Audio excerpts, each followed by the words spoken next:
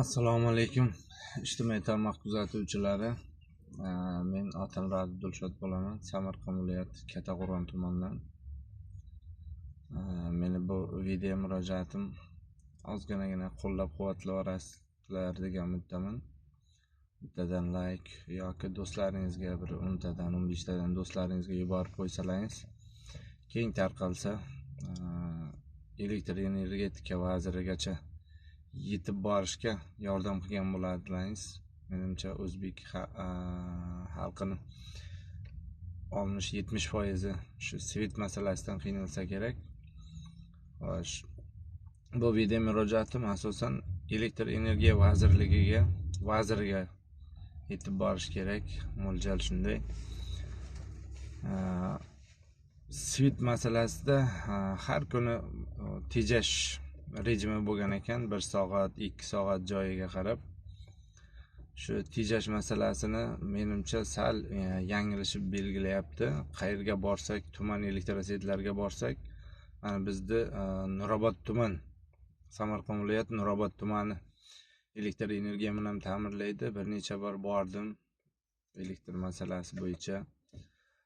Kechki soat 6 dan 7 gacha yoki 5 dan 6 gacha 1 soat, 1,5 soatgacha o'chirib qo'yapti.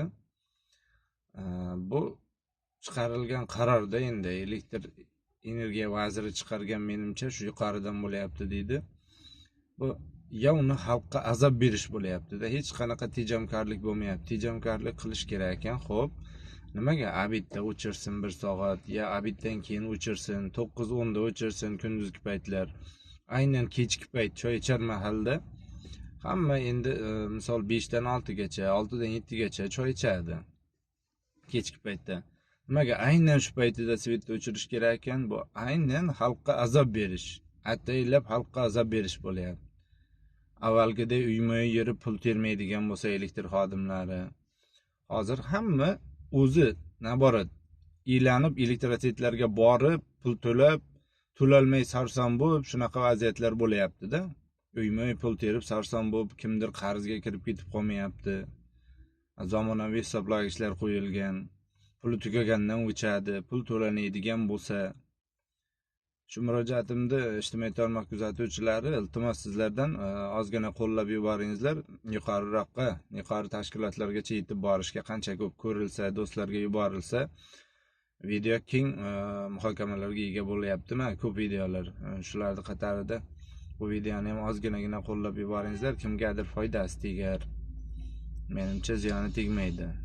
Elektr energetika vaziri sizdan iltimos, svet masalasida qishki paytda bunaqa qiynamangizlar. Yozgi paytida aytasizlar, mana qishki tayyorgarliklar boshlandi deysizlar. Hech qanaqangi tayyorgarlik bo'lmadi.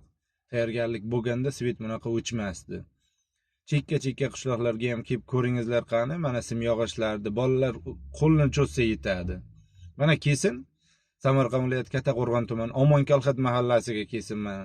Men o'zim ko'rsatib beraman. Nurobod tumani elektroset bizlarga qaraydi.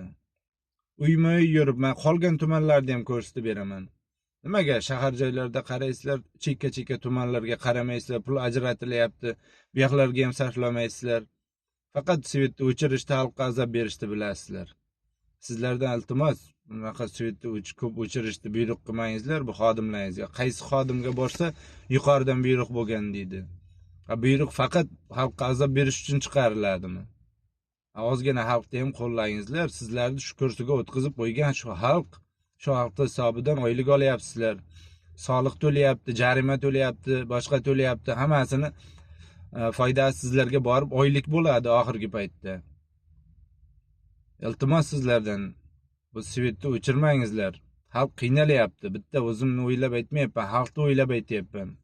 Kim nechta odamlar qarg'aydi bu aynan choy ichar mahalda o'chirishda. Tejamkorlik qiling, abitdan keyin qiling, 1-2 da qiling, 8-9 da qiling ertalabki. Nimaga aynan kechki payt choy ichishda qilish kerak ekan? Boshqa paytiga qiling. Yoz bilan tayyorgarlik ko'ryapsiz, qishki tayyorgarlik deysiz. Nimaga tayyorgarlik? Svet o'chib qolaversa. Dispetcherlarga qilib tusha olmasak, iltimos sizlardan ijtimoiy tarmoq kuzatuvchilar shu videoning keng tarqalishiga ozginagina hissalaringizni qo'shib yuboringizlar. salomat bo'lasizlar.